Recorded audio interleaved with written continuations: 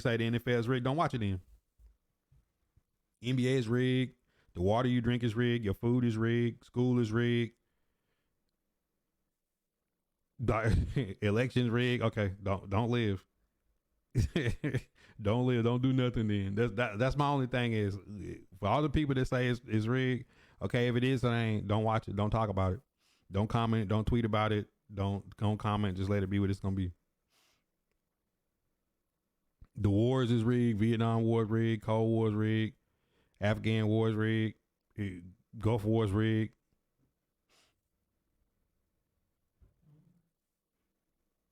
Keith, you've never seen him throw a deep pass on the outside. And whether it's rigged or not, he doesn't have the skill set to actually make that pass. So if it is fixed, it's not going to be in the script for Tannehill to throw a deep pass to the outside because he's physically incapable of throwing it. You said we lost the Cold War. Cold War's still going on, technically. I don't feel like we lost the Korean War, you could kind of say, yeah. But see, us losing the war is like we fight proxy wars, so it's not like we actually lose. It's like somebody else's fight that we're satellite controlling, so we really don't even lose it because we fighting somebody else's war on their territory, and the government spending is completely off the books during the time. They can pass whatever bill they want to pass during the time. So it's like they perpetuate Cold War, so I don't really feel like they ever really lose a war now. I felt like, I don't know, maybe I was just on my conspiracy bag last night when I was watching Salt, and she was like, it's a lot of them. It's a lot of us, but it's only one of me. You know what I'm saying? Like, she was the best fictional for sure. But then it got me thinking, somebody had to write this, so this had to be inspired by some type of real life program. It could have been, decommissioned. Or any of that. But I do think, what I'm saying, there's gonna come a day where a frequency or a button gonna go off and they gonna be like, yeah, let's get to it. Like, so, it could be it's just a deeper conspiracy theory. I feel like the only way the US could lose a war is to itself. Like the government behind the government could beat our government. If that makes sense. You know who, like, people think I'm joking, but you know who the closest to revealing every conspiracy in front of your face is of all time? I want to hear your guess, y'all guesses. Alex Jones done told y'all the truth so many times, but y'all called him crazy, so nothing comes out of his mouth is treated as truth. Bro, James Bond movies literally give you the entire Cold War. I was about to say Mission Impossible. Bro, James Bond movies have, like, if you go back and watch them, look, X-Files is pretty close to, but look, if you go take James Bond movies, bro, it's literally every Cold War conflict on the history of Earth is just, they just do it in a movie. Spectre is literally the shadow government behind the U.S. government. Like, that's literally Spectre. It's like they got better weapons, better technology, and they got shit that seems to be above the law. And like, think about it. The would die another day. There was the war about the media mogul. That was like Elon and Bill Gates before you knew who they was. So you mean you're gonna take over the entire world's internet? Like, this is before the internet was like really the internet. You know what I'm saying? Like, I'm watching this on VHS. Like, just go back and watch like the Tomorrow Never Dies, I think. Bro, like the Ukraine war is the one with the pipeline with Christmas junk. Like, bro, like that was what, 99, 2000? Die Another Day. That was the Tomorrow Ukraine. Never Dies was 99. That was the Ukraine war. Then you had the one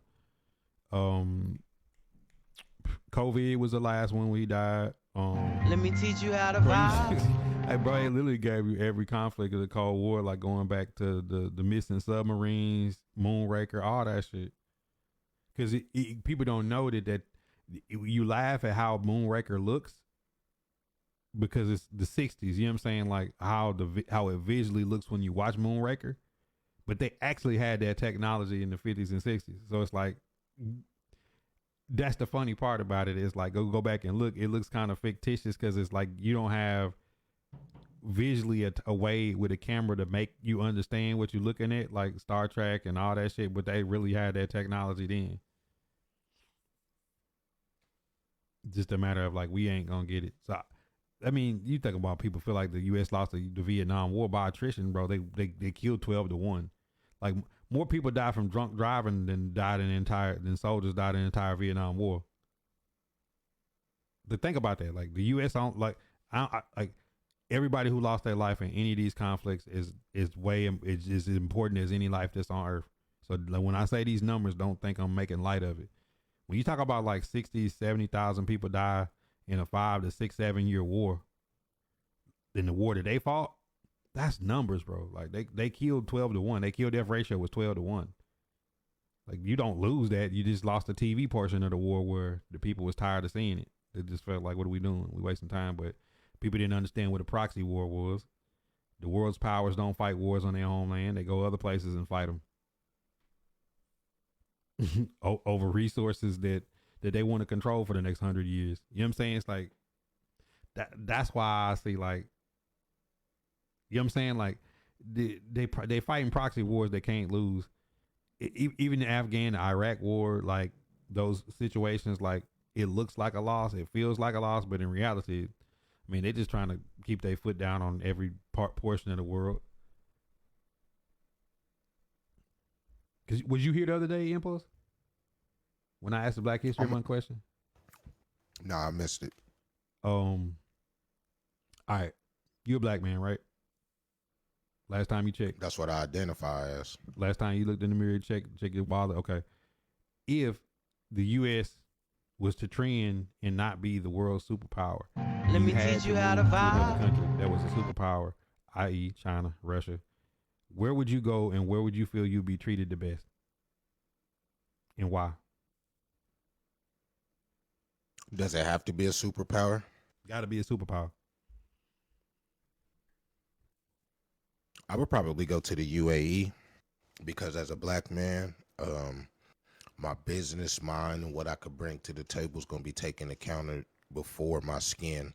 And it's just different over there. I got so many partners who done really like been over there and told me how they've been treated and what goes on. So it would have to be for me the UAE if the US isn't the superpower anymore. There's a reason why I asked that, and I say Americans get treated differently because you're an American and you live inside the world's power. If you go abroad, let me teach you how to vibe. Nobody wants to, like right now, nobody wants to harm a Chinese citizen if they inside of another country, right? Like you could be considered an act of war. You got retribution. You got hell to pay. You know what I'm saying? The same way it would be if a U.S. citizen like they could drop a bomb and kill 100,000 people. If it's like 2 U.S. reporters that get hit, like they might send a strike team in. You know what I'm saying? Like Delta Force or some shit might show up. Special forces might pop in and like take out some targets and shit they've been wanting to take out for the last 5-10 years just for no reason, right? Like they might just send a drone into a cave and wipe out a battalion of people just for the hell of it. That's the type of shit that happens. So I'm saying, like, if we no longer had that stigma of being the world's power, and we went, would you feel you'd be treated differently? I mean, that's tough because, like, I don't know, bro. That for me, like, I ain't the right person to ask that question. You are every different person. I want every different person's perspective, so you got to give it from your. For me, I don't know. I might be a little indoctrinated in the capitalism side. Maybe my job got something to do with that. But the more rooms I go into, like, the more you're a young black man in this room. It ain't you a black man in this room. They like how you get here. You know what I'm saying? So that tells me the more money I can make for somebody,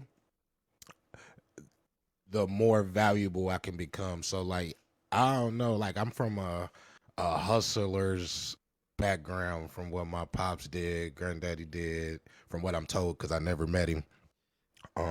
So I'm always gonna be valuable to somebody in a way of making money. Rather, I'm from the U.S. superpower. You know, like I feel like my bartering skills is like it's in my DNA.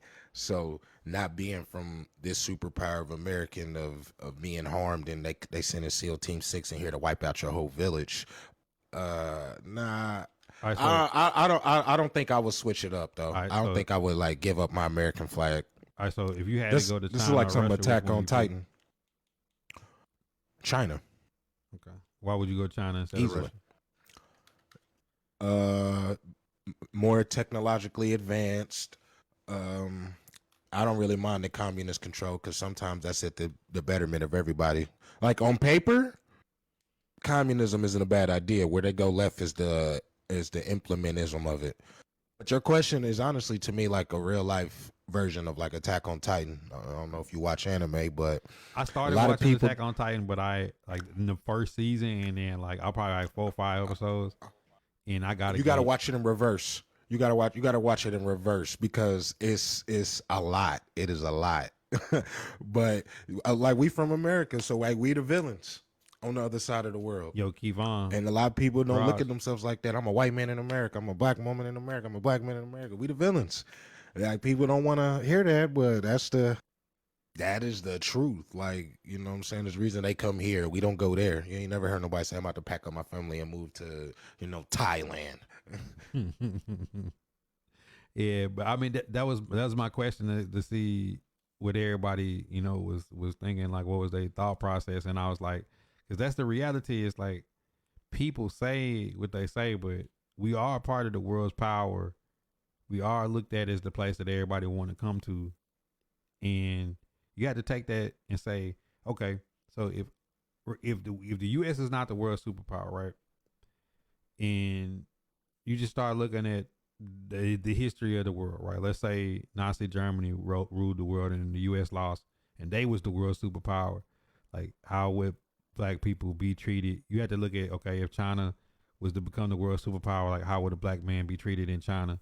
You have to look at if Russia was the world superpower, if they got to Berlin first and they did Operation Paperclip, they was the number one, and they destabilized the U.S. back to the Union and the Confederacy. And cause it's basically what, kind of like what Russia is now. It's like if they pushed us back into Union Confederacy times, like by structure, you know what I'm saying? Like if they was to hurt our economic and military power to the point we was like that, like how would a black person be treated in Russia? How would, you know what I'm saying? So in my mind, I think about that and I say, at the end of the day, as a black person, we're never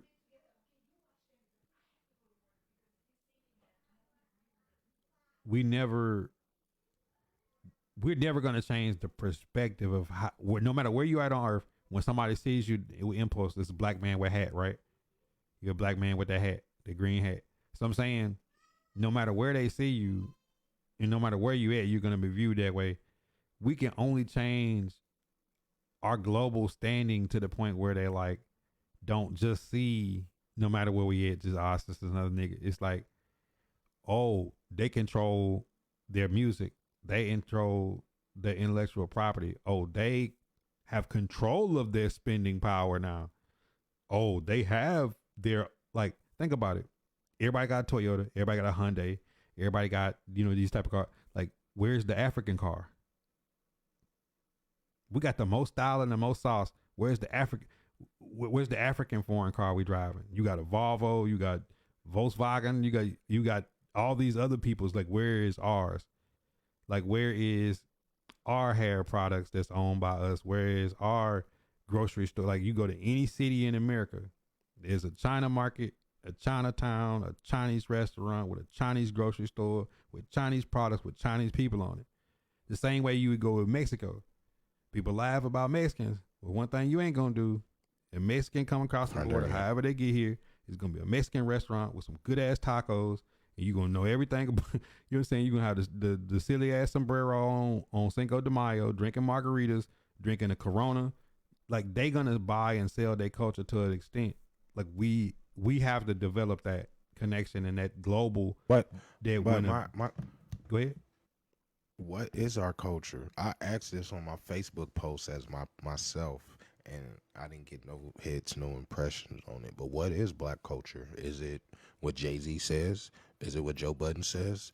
That is fundamentally the problem right there. All black people didn't grow up in the hood.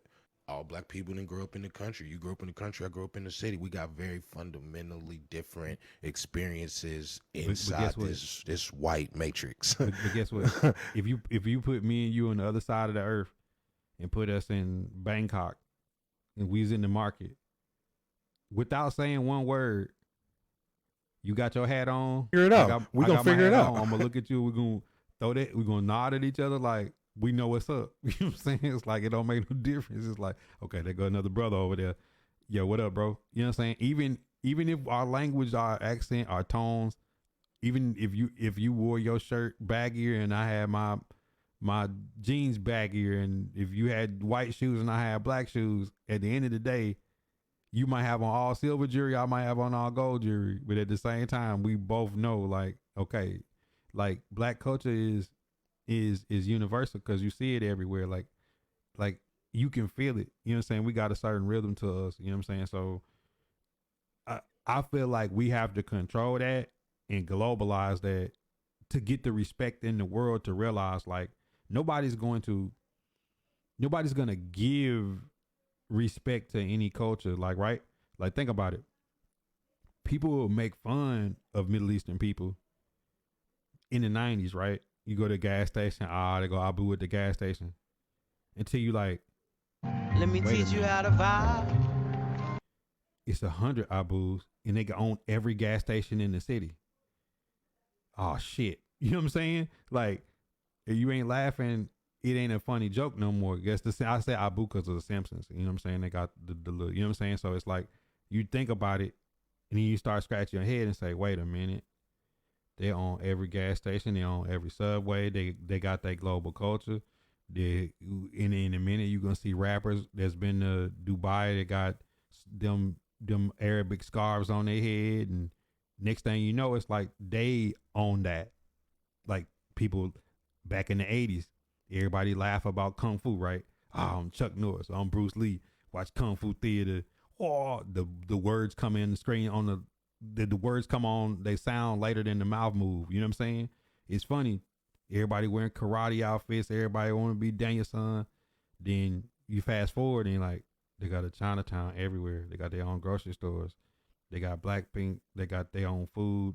And I know they're Korean, but I'm saying like just the whole Asian culture. It's like my kids got a Hello Kitty bedroom suit. Can I ask you a question? Go ahead. So I don't know if you've seen Tyrese's. He had an Instagram post a couple weeks ago. He caught a lot of hell for it because he was like, I wish I was Latino based on this, and this. If my wife was not Honduran, I swear to God, I would have not understood that post at all. I probably would have got on his ass too. Like, what you mean you don't want to be black? You said black culture is universal, correct? It is. My family and your family norms are not the same. But I swear to God to you, like I say, my girl Honduran, but I done seen her around Mexicans, I done seen her around Cubans, I done seen her around Salvadorians, I done seen her around other Spanish-speaking natives, and they have a different uniformity. Black people, who is this nigga? You know what I'm saying? Like that's how it's stopping. Oh, he got money, so I might respect him a little bit. He might get the time of day. We don't have a. And they got their same issues that we got too. I ain't about to just big them up. But that's what Tyrese was speaking on. Like there's a uniformity. I don't feel like even if I walk outside my door that I'll 10 black dudes. Actually, it just happened to me this morning when I went to go get a wood. It was about 5-6 older black men at the gas station, and we all looking each other up and down. What this nigga on? You feel me? Because I walked past his car, so he looking like he looking at me like what this. He like looking at me like, wow, this little nigga, he walking around my car. Like, I know what time it is. And I'm like, all right, he thinking I'm about to hop in his car. Like, but so I don't really allow that when that's like some granddaddy shit though. Like, we don't, in it, like around here, like Alabama, Mississippi, like we don't like your daddy will get on your neck if you do that. Like, my daddy will, you know what I'm saying? Like, if I see another black man, like, I'll be like, I'm gonna say something, you know what I'm saying? Or if I'm in the park and it's some black ladies walking with their head, I'm gonna smile and wave, even if they don't smile and wave back. nah, sister, I ain't trying to holler at you. I'm gonna just let you know it's people out here that will smile and wave, and I think that global, like even like you take a black person. I know you seen this in business. Be scared to put another black person on. Oh my God, that shit blows my mind. But if I had like my Hispanic people in my store in Alabaster, hey, I got a friend, man. He work such and such, man. He trying to get on. Like they'll just come out and say it. You know what I'm saying? Like I think black people sometimes will be scared to say that they trying to help another black person. Right? It's such a. But that's why I say the system is really good, but I don't know, man. I think not to cut saying you off. That sounds like an excuse, though. I'm not using it as an excuse. I'm saying that's the. No, I'm not saying you're not. Oh, okay. I know because you're like a very open-minded person. I worked a job, right? And you know how it is when you first start a job. You in between checks. Your money might be funny. You done put your last twos and fews in the tank to get to the job that you just started. Everybody been there, right? So this girl started the job, and I was about to give her a couple dollars to get something out the vending machine, get through the day. Before I could even do that, Amigo pulled up to her and said, you know, they was talking in Spanish just before I even started to learn Spanish. But I got the gist of what they told her. Yo, pull up a chair. They pulled up a chair. Everybody ate lunch together, bro. Everybody. They didn't even know this girl. That was her first day. Oh, where you from? You know what I'm saying? Like, they didn't even know. I don't know how many. I ain't saying black people ain't never done that for me, but that's what Tyrese was saying. They have a uniformity, a nationality, a cultural to embrace. We do not have that. We believe what Jay-Z say, what Meek Mills is saying. That's what's hot right now. The amount of bullshit that Patrick Mahomes catches a black man just because he married a white woman is crazy to me. And that shows how much insecurity most people have, not only in their own relationships, but in themselves. Because from what I'm looking at, hey, he's successful, he's paid, he got beautiful children, he's all over the TV. What more could you want? He prayed Jesus. Come on, man. Like, what? You prayed Jesus. You stupid. When the man go out there and say he praying Jesus, it's like, there's some black folks that like, you go to church. He ain't black enough. If you say no, then like they done with your ass. He praising Jesus, so but he ain't black enough. Like there are black people that don't accept Patty, and I don't get why. No, I'm gonna tell you why. It's because black people, like, see, people don't know that the NAACP was not. It was originally intended to keep light skinned and dark skinned black people from hating on each other. That was the original intention of NAACP. Because it wanted to advance colored people by not having them hold stigmatisms or stop each other because this person's light, this person's dark, this person's hair is fine, this person hair is coarse, this person has short hair, this person has long hair, this person is, you know what I'm saying? Like this, you're just a colored person, right, at the time. So when you put that in perspective and you come to grips with that, is the frustrating part for them is they feel like he doesn't identify, but at the same time, like, you don't get to pick and choose is what I always say. Like, the legal limit used to be 1/32 black you is black, which means you got to drop a black you black. You don't get to choose whether Barack is black. You don't get to choose whether J. Cole is black. You don't get to choose whether Bob Marley is black. You don't get to choose. You just are, right? And he could be the best part of black culture in its own sense of saying, maybe, just maybe, the way he carried himself, you know what I'm saying, could be in a sense of just a man as a leader. And because he sounds country, like, have you ever been to Texas? When people talk about his voice, I'm like, have you ever been to Texas and hear how people talk? I was like, it's some black folks that sound like Aaron Neville sounding, and I got an uncle and my cousins that they black and they sound like the countryest person on earth. You know what I'm saying? Like, it sounds like honky tonk when they talk. They're from deep Mississippi. Come on, man. You see what I'm saying? Come on, man. I live in Houston, man. Come on, man. It's just for me to say, like, they hair just as nappy as mine. You see what I'm saying? But I'm like, you just have to understand that, like, black culture is universal. Like, people think like the stereotypical black ain't just black culture. You know what I'm saying? Like, that's where I look past all that. The stereotypical blac culture ain't just black culture, because how black people act in California and New York and Miami is all relative to location. That's been my fight on the whole Taylor Swift argument. Well, if you like Taylor Swift, you ain't black because y'all accept anybody and woo woo woo. And my whole thing is, I always can tell when somebody hasn't, one, been cultured, B, been outside, and 3, been to a Taylor Swift concert or any concert for that matter. You know what I do and what my job is. So I'm going to just say it like this. Minus like a real deal country, Luke Combs, Luke Bryan show, you know, like real deal country, because even Garth Brooks had black people at it. There's not a concert in America where it's going to be any one demo. And the minute y'all understand that, the minute y'all going to get this black, white, it has to be this way. It can't be that way. People don't out even your know head. Luke Combs' song is a black woman song. It's a black woman song. You feel me? You feel me? You feel me? What? And then I tell him, look, I told one of my partners, I bought him a ticket. I said, bro, go to this show. I'm working this show. I ain't going to have time to kick it with you. But go to this show. I guarantee you're going to have a great time. I'll buy you whatever you want. He said, hey, bro, I ain't going to lie to you. This might be, I'd be far and few from going to another rap concert. I felt safe. You know what I'm saying? Women was everywhere. Like, we had a good time. So it's like, I understand what he was saying. When you step outside your culture, when you step outside your norm, you get to experience and see something. So y'all mad at Taylor Swift because she all over the TV and not realizing why she's all over the TV. Ain't got nothing to do with her race. She's at the top of her game, dating somebody else who's at the top of his game on the best team. What, I mean, it don't take 2 and 2 to figure out what marketing is. But, you know, I remember a lot of people going back to the George Bush, No Child Left Behind, were left behind. Smithers, I say this, my dad said the sport that he liked to watch that was most exciting live was hockey. I can see why. I can see why. He's like, it's not like it just, he said the action don't stop it. He's like, football take plays off, basketball take plays off. He's like, baseball is slow as hell. He's like, when you watch hockey, like, it's just. He's like, you might see a fight break out. He was like, anything can happen in hockey.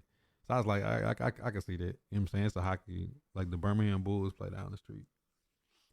When my daughter was taking ice skating practice, I used to watch them warm up, and I was like amazed at what they can do on skates. Like the speed that they move and stop and change directions with on skates. I'm like, bruh. And then you go put some skates on and stand out there yourself. You're like, how on earth are they able to do this? But, you know, I say this, like, I think that we have to connect black culture globally. We have to have a connection that with Africa, Africans, island, Caribbean, Haitians, all that. Like, it has to be a global connection, because a Chinese person, you can put a Chinese person in Alaska, they're going to do Chinese shit where they at. You know what I'm saying? Like, a Russian not coming here to drink something other than Russian shit. You know what I'm saying? Like, they're going to go to their shit first. We just got to take our shit in global. And I asked my wife, I was like, what's the number one export out of your country, and or like particular dish? And, you know, she told me, and it's just like, every culture have to package and sell their own shit. So, like, just think about it. This, like, not even being funny. Vietnam War is over. A person from Vietnam is a refugee. They get on a boat. They land in America. They might not even be a good Vietnamese cook. They open a Vietnamese little stand or restaurant in a hole in the wall, and before you know it, they got a chain. They selling their own shit. And it could be the most basic Vietnamese dishes. White rice with pork and this, you know what I'm saying? A couple of spring rolls or some shit. But it's their shit. I just feel like with us, let me teach you how to like, vibe. our things that are unique to us, which the rest of the world just takes and runs with it. We got to package it and sell it ourselves. And it has to be a global connection, because if there ain't no global connection, I'd like to see in my lifetime that my child is like, ooh, I want that African car. You know what I'm saying? Like, we all like, we want the foreign whip. You know what I'm saying? Like, that was a thing growing up. You want the foreign. You want to drive foreign. But I got another. Like, when is it gonna be like those? Y'all got an African SUV, bro. The shit cold. I got another question for you. Go ahead.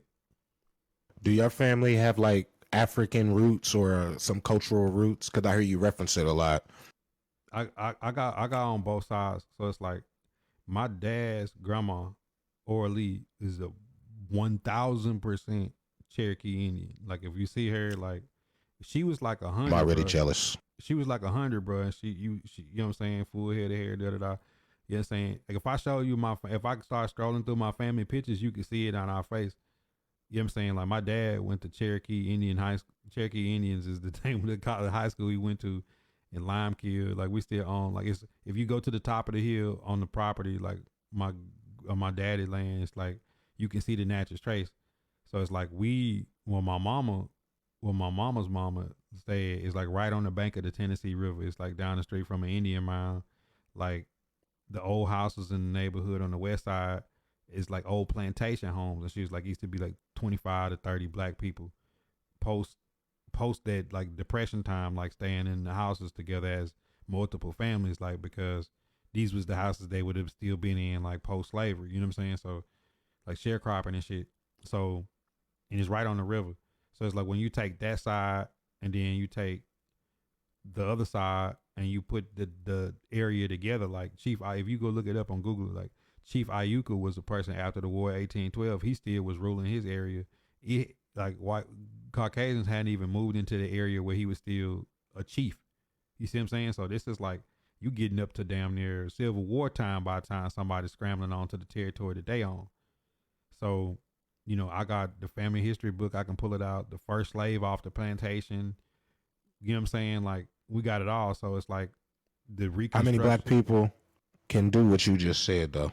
Not a lot, but I mean, it took a lot of work and a lot of luck, because we got it down to the point where certain people was moved to reservations, certain people came to certain cities, certain people went to Colorado, some people went to Ohio, some people went, you know what I'm saying, stayed south. You know, it's like we got that, and it's like the crazy part about it is like the part of it that go to Africa is forever broken, right? So I got some homies that they repatriated, like they was taking people on tours back and forth to Ghana, right? They was trying to get Ghanaian citizenship and have dual citizenship. And I got a homie that when I was running my business in the mall, Cebu, he was from South Africa. He speaks Zulu and everything. He came over here on some soccer shit. Then my next door neighbor was from Tanzania in my old house before we moved here. And then one of my managers, when I drove truck, was Norbert. Norbert was from Gabon. So it's like mixed with all the people that I met in the mall. It was like people from Tunisia, people from all over. It was black Jews. They used to work with me in the mall. You know what I'm saying? They used to sell like the little lotion shit. You know what I'm saying? Like dark skinned black ass Jews with fine hair. You know what I'm saying? Like,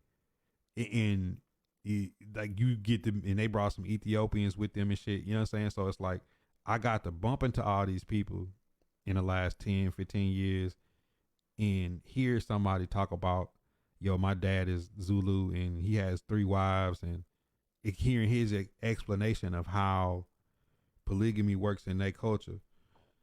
You see what I'm saying? It's like a bunch of different stuff, because like they still practice certain stuff. So it's like hearing it with an open mind, then me running the store in Alabaster having like 75% of my crew was Hispanic, El Salvador, like true Mexican, you know what I'm saying? Like hearing them talk about my next door neighbors from Puerto Rico, and they still go back. So it's like you get to experience all these cultures and see the differences. You're like, damn, bro, like that's the missing link, is the global connection.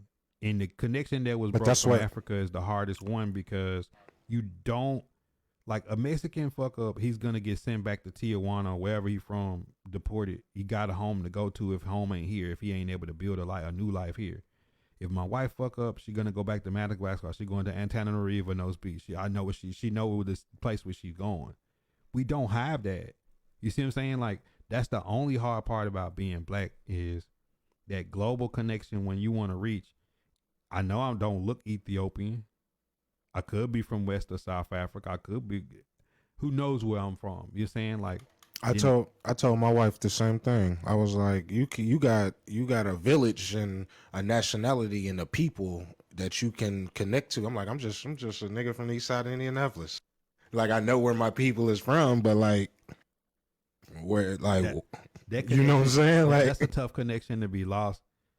He said that African SUV with the black on black. I'm telling you. But see, this the thing though, Mac. Where I'm from in Alabama, a black person has had soul food restaurants during segregation. Hollywood Inn Cafe, Bunyan's Barbecue. Troll Bridges was segregated. Black people couldn't eat at Troll Bridges in the 80s and 90s when I was a kid. But guess what? And a white person, Confederate flag tattooed on their arm, will walk in on the west side and order soul food. One thing about Caucasian people, they could go to China and fight, go to Korea and fight, go to Vietnam and fight, go to the Philippines and fight. They could go to the Middle East. They could go south of the border and fight. Bro, they're gonna eat food from other cultures. They're gonna do it. Just like get that clear. The most super redneck that hate Hispanic people and want to go stand on the border right now is gonna go on Cinco de Mayo and put a hat, order margarita, and get some tacos. They're gonna do it. And see, that's the part of it. Don't matter if you don't like me or not. I'm gonna sell you my culture. Think about the soldiers that went to Vietnam and fought and go to a Vietnamese restaurant and eat food now and sitting there with their veteran hat on. It's still gonna eat. It's still gonna spend bread with the culture. Think about it. People know that the China is like close to the U.S. and the world superpower. They ain't there, but they pretty damn close, closer than anybody else. A Caucasian person could be the most conservative person on earth. I guarantee they're gonna go to Golden City down the street and get some lo mein. And they don't give a shit if they in the back of the restaurant speaking Chinese. They're gonna order their food.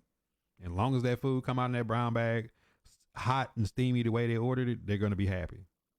All they're gonna say is, "Did you forget my egg roll or my soy sauce?" You see what I'm saying? So you have to just think like black people have a thing, and it's a built-in excuse of why we won't. We just gotta get past that why we won't. Let me teach you how to vibe. You ever seen another race soul food joint? Chicago is one of the most cultured cities in the world that's gone wrong. They've sabotaged that city. Just think about it though, Mac. New Orleans and Baton Rouge is turned up like Chicago, but Caucasian people are gonna cross the train tracks to get some good gumbo, bro. You don't give a damn if it's an old black man selling it out of the back of a truck. So it's like Chicago have a really bad thing going on in Chicago right now. Like I hate what's happening in Chicago. But just think about it. Anywhere else, a Caucasian person is not gonna have a problem crossing and going to the wrong side of the tracks to get some good food. They'll do it. You see what I'm saying? Like, so that's all I'm saying is we have to put that global connection in. That has to be our number one fight. If we don't have that global connection and we're not able to put it together, we'll never be perceived any differently than we are right now. Because we'll say like, but look what we've been through, and our stuff was the longest and the harshest of anybody else's, yes. But it made us doubly strong, and we still had to go find a way to overcome that and persevere. Because at the end of the day, like, the Arabic person is still gonna come do what they gotta do. If they're from Iraq or Iran or Saudi Arabia or Kuwait, it don't matter. See what I'm saying? Like a person from Vietnam, their parents could be in the most war-torn section, bomb dropped on their village, they're gonna come over here and get busy. You know what I'm saying? Chinese person, you could laugh and call them whatever you want, they're gonna come over here and get busy. Koreans, demilitarized zone, escape North Korea, don't matter how they got here, they're gonna get busy. Mexican, you laugh, they gotta swim across, don't matter. Go across the desert with a jug of water, they're gonna get here and get busy, bro. You're gonna look outside on the roof across your house and you can see the motherfucker slap a roof on in 12 hours. You see what I'm saying? And you gonna be laughing till you figure out they got paid in cash that day. You waiting on your check, them niggas just got paid in cash, they slapped the fucking roof on. And then when you call your insurance company and tell you it costs $20,000 for that roof and you seen 8 niggas do it, you can only do the math on every day they going slapping a roof on the house and they taking that cash home. And you see them pull up at the grocery store next to you in a big ass 4x4 diesel truck, and you get to realizing they pay cash for it. You know what I'm saying? Like, then you start to realize they're gonna go to a Mexican grocery store and spend their cash. They're gonna go to a Mexican restaurant and spend their cash and gonna drink Mexican beer. then you like shit. You know what I'm saying? Like that's how you supposed to do it. And then you ain't laughing no more. And then that kid can speak Spanish and English. Come on now. Like this is literally where it's at. You know what I'm saying? Like, but you just have to see the global picture of like what we gotta connect, and then once we connect it, it's a dub. You get it totally. Yeah, I mean that like that's the biggest portion of what has to change. And I guarantee you, once that changes, imagine, I know what Impulse do. Imagine if it's Impulse Network and that's in an African stadium, and that's in a European stadium, and it's in an Asian stadium, as well as the U.S., and it's in a Hispanic stadium, and it's a picture of him with that green hat standing there. Then it starts to change, and it's 5 of us doing that, and that's the globalization that has to take place though, because it can't be we known for sports and athletics and music and entertainment. We don't own none of it. It can't be we known for style and clothing and swag and saucing shit up, and we don't own none of it. But those global connections, like you see, like Pharrell connecting with people, you hear his stories on how he connected. Like that's what's gotta happen. Like some funny shit.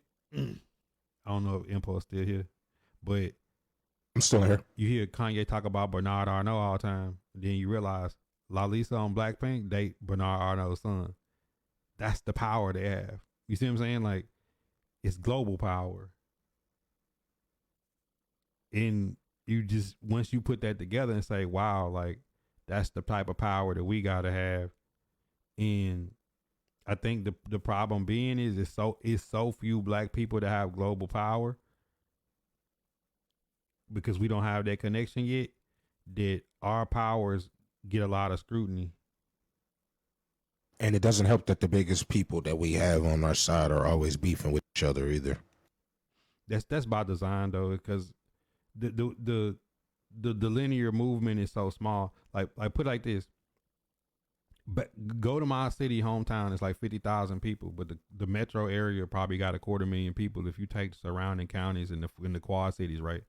Like Sheffield might have 30,000, Florence might have 60,000, Muscle Shoals might have 50,000, Tuscumbia might have 40,000, and then the counties around. So you probably have like 250,000 people in the metro, right? But in my city, be Impulse and pull up in a brand new F-150. The police chief know who you is. The woman down the street, somebody's grandma, the thought down the street, everybody know that's Impulse red truck, right? So that's you in the red F-150. They know who you are. Now move from there to Birmingham. And 1 million people in the city of Birmingham, extending areas, probably a couple million, you know what I'm saying? Nobody would notice if you roll around all over the city in that red truck. Now take that red truck and go to Atlanta, and you triple and quadruple that, and nobody on earth knows that. It's the same scale of saying we might have like 1 or 2 billionaires, or a couple, like the millionaires are all known, but if you put them in an area where we have more, how many Caucasian everyday people do you know are millionaires that you just don't even know who they is? Because one thing about driving truck, I used to like get into this, the person who signed the contract is normally the CEO or the person who owned the business, right? You know how many like Caucasian millionaires just walk around you every day that drive like, bro, is a dude regular cars, Honda Accords. Oh God, I know. It was this coil shop on East Birmingham by the airport, and the dude used to drive this like 1998 F-150, and he used to wear regular Levi's with hiking, you know, them hiking boots, them brown ones that you get at like Dick's. They're like tennis shoes, but they're like hiking boots. And he had some plain glasses and a plain watch with no rollie or nothing. And then I was talking to him one day. He's like, yeah, so I put a treadmill in here, and I put water fountains in here so people don't have to go to water. And he's like, I try to put popcorn machine in here, like free snacks. So if somebody don't have money, they can still drink water and eat, have a snack, like if they don't have money for a gym on break, they can walk on the treadmills. Like he thought like that. Like, let me put stuff in my office to where my employees have things without. He's like, I pay for their uniforms. I don't make it come out of their check. So he telling me this. So when I'm selling him the contract, I ain't trying to sign all this stuff because I don't want to pass this off to my employees. I'm paying for this, so don't. If it's too much, I'll just remove it. It's one less luxury my employees will have, right?